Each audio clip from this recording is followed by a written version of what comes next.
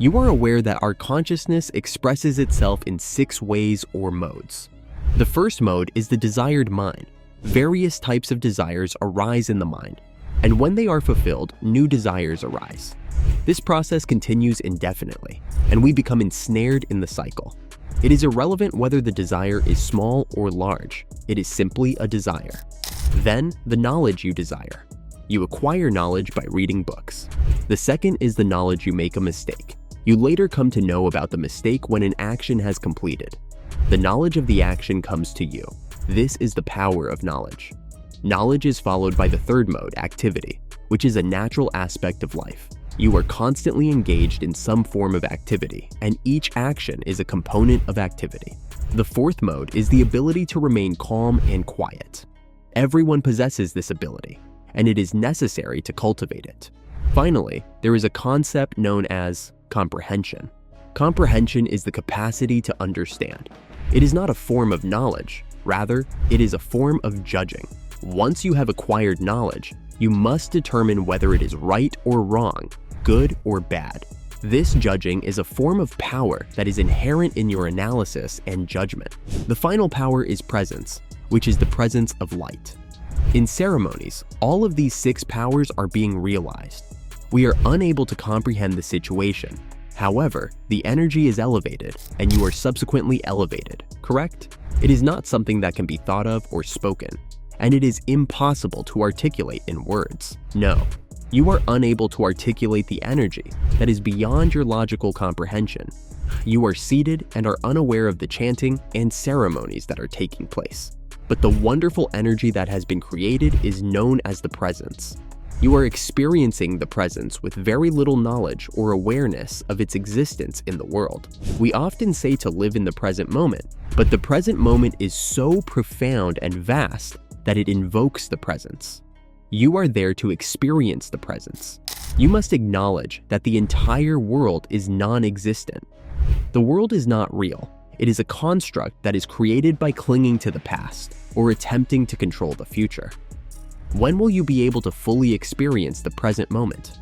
What are the items that you relinquish when you let go of them? Let go of the desire.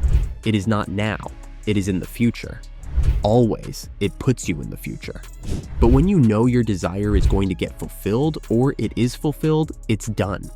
What comes up is a presence that is bliss. And similarly, all your questions have gone.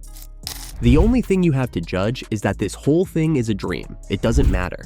That discrimination, only one judgment that can take you to the self, is that this whole thing is not there. Nothing is there. What scientists have said today, after so many years, is that the world doesn't exist. Oh my dear, this is what I've been saying for so much time, and your intellect is going, chewing it. Why this? Why is that the case? You want an explanation for everything, but the world cannot be captured by your explanation or your small intellect. This little intellect is causing you misery because it transforms into ego. If that same intellect enters this mode, it is all meaningless. Therefore, comprehension either takes you into that world where you question everything and become miserable, or you ask only one question: what is reality? And that leads to silence, as there is no response. Who am I?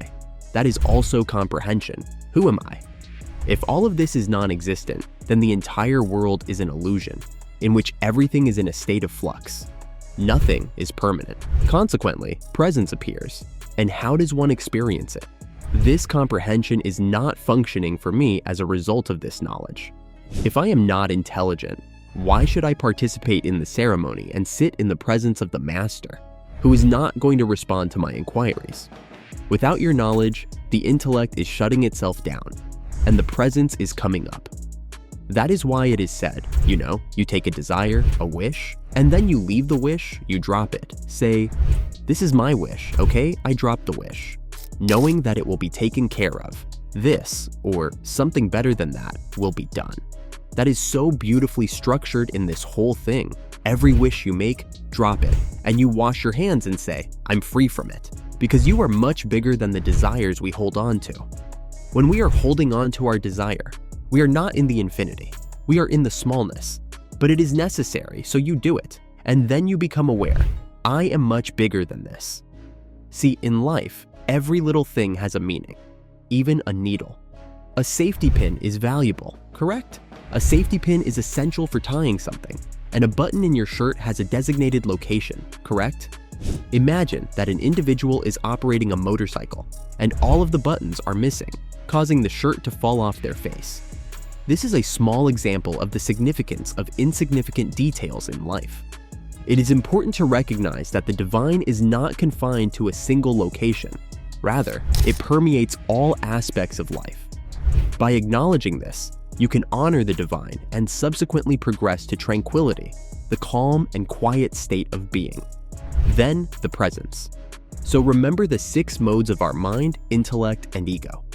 The consciousness has these 3 forms, 6 modes: desire power to act, power to know, knowledge, and then power to discriminate or judge, discriminate, agreeing, accepting, all that, holding on to, accepting.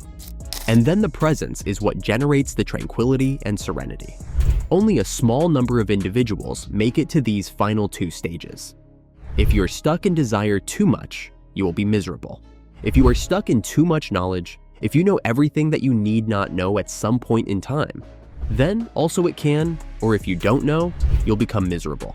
Then action, no action, or too much action, or improper action, all will, or others' actions, can all lead you into misery. These 4, then serenity. If you don't know how to become quiet, you can become miserable. It's a catch-22. If you know how to become quiet, then you can overcome misery. If you don't know how to become quiet, you become even more miserable. And if you don't act when you have to act, you become too quiet, then also you become miserable. Comprehension is when you are always judging others, judging yourself, and you try to correct yourself, correct others. It's not going to work. If you want to shoot your rocket up, you want to go into space. I want this, I do this, blah blah blah. Why this? Why is that the case? Blah blah blah, isn't it? Then the presence doesn't come at all. The logic of comprehension should be used only to see nothing. This is all nothing, or everything happens by some karma. I don't know what it is. Then what happens? Immediately, serenity dawns. You become quiet, and then you enter the password into another dimension and hear a direct password. That's what you got. 2 days, 3 days, 4 days, all being ecstatic and completely in high energy presence, right? So your very presence should bring smiles to others, and that's what you take from here. Share in the comments, please like this video, subscribe to our channel, and hit the notification bell to never miss an update. See you in a future video, and thanks for watching.